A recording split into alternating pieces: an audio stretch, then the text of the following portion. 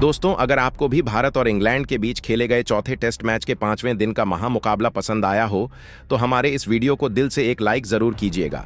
आज के इस वीडियो का लाइक टारगेट सिर्फ और सिर्फ 5000 लाइक्स है, तो लाइक करना तो बिल्कुल भी मत भूलिएगा।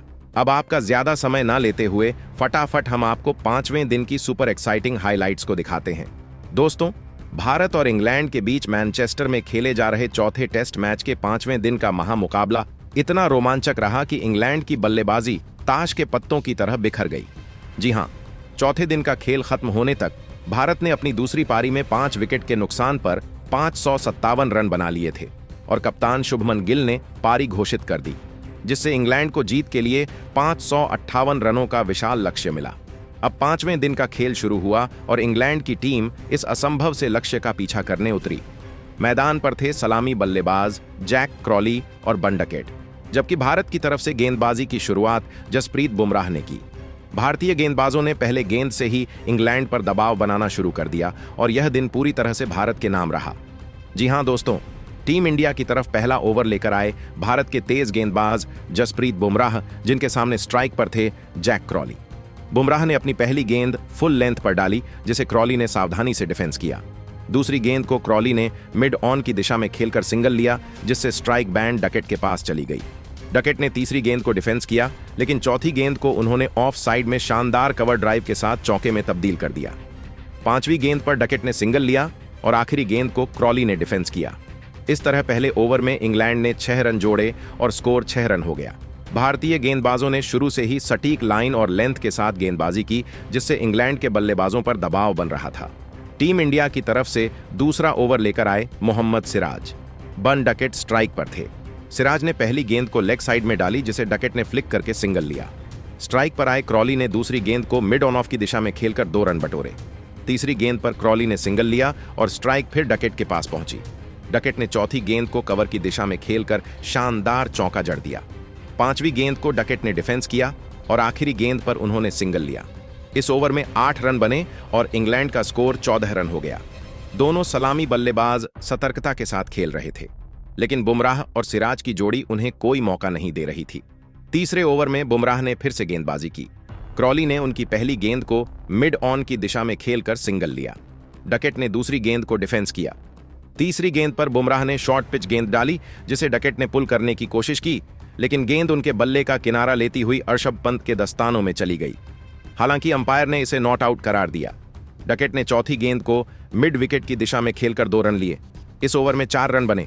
5वें ओवर में बुमराह ने कमाल दिखाया। उनकी तीसरी गेंद पर जैक क्रॉली बड़ा शॉट खेलने की कोशिश में गलती कर बैठे। बुमराह की आउटस्विंग गेंद ने क्रॉली के बल्ले का बाहरी किनारा लिया और गेंद सीधे ऋषभ पंत के दस्तानों में चली गई। क्रॉली 18 रन बनाकर पवेलियन लौटे। इंग्लैंड को पहला झटका लगा और स्कोर 1 विकेट पर 25 रन हो गया। नए बल्लेबाज ऑली पॉप मैदान पर उतरे। छठे ओवर में सिराज ने गेंदबाजी की। डकेट ने उनकी पहली गेंद को लेग साइड में फ्लिक करके सिंगल लिया। पोप ने दूसरी गेंद को डिफेंस किया। तीसरी गेंद पर पोप ने मिड ऑन की दिशा में खेलकर 2 रन लिए। इस ओवर में 4 रन बने और स्कोर 1 विकेट पर 29 रन हो गया।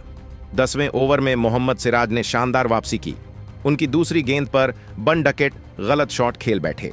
सिराज की गेंद ने डकेट के बल्ले का किनारा लिया और गेंद स्लिप में खड़े रविंद्र जडेजा के हाथों में चली गई। डकेट 22 रन बनाकर आउट हुए। इंग्लैंड का स्कोर 2 विकेट पर 40 रन हो गया। नए बल्लेबाज जो रूट मैदान पर उतरे। 10वें ओवर में गेंदबाजी के लिए आए आकाशदीप। ओलीप ने उनकी पहली गेंद को ऑफ साइड में खेलकर चौका जड़ दिया। दूसरी गेंद पर पोप ने सिंगल लिया और स्ट्राइक रूट के पास पहुंची। रूट ने तीसरी गेंद को मिड ऑन की दिशा में खेलकर 2 रन लिए। इस ओवर में 7 रन बने और इंग्लैंड का स्कोर 2 विकेट पर 47 रन हो गया। 14वें ओवर में कप्तान शुभमन गिल ने गेंदबाजी में बदलाव किया और रविंद्र जडेजा को गेंद थमाई। ऑली पोप ने उनकी पहली गेंद को मिड विकेट की दिशा में खेलकर सिंगल लिया, जो रूट ने दूसरी गेंद को डिफेंस किया, लेकिन तीसरी गेंद पर जडेजा ने अपनी जादुई स्पिन का कमाल दिखाया। गेंद टर्न हुई और रूट गलत शॉट खेलकर स्लिप में खड़े शुभमन गिल के हाथों कैच आउट हो गए। रूट केवल 8 रन बना सके। इंग्लैंड को तीसरा झटका लगा और स्कोर 3 विकेट पर 55 रन हो गया। इंग्लैंड की तरफ से नए बल्लेबाज हैरी ब्रूक मैदान पर उतरे। 15वें ओवर में आकाशदीप ने फिर से गेंदबाजी की। ब्रूक ने उनकी पहली गेंद को डिफेंस किया। दूसरी गेंद पर ब्रूक ने मिड ऑफ की दिशा में खेलकर सिंगल लिया। पोप ने तीसरी गेंद को कवर की दिशा में खेलकर चौका जड़ दिया। इस ओवर में 6 रन बने और इंग्लैंड का स्कोर 3 विकेट पर 61 रन हो गया। 20वें ओवर में रविंद्र जडेजा ने फिर से कमाल दिखाया। उनकी चौथी गेंद पर ऑली पॉप बड़ा शॉट खेलने की कोशिश में मिड ऑन ऑफ पर वॉशिंगटन सुंदर के हाथों कैच आउट हो गए। पोप ने 30 रन की उपयोगी पारी खेली। इंग्लैंड का स्कोर 4 विकेट पर 90 रन हो गलती।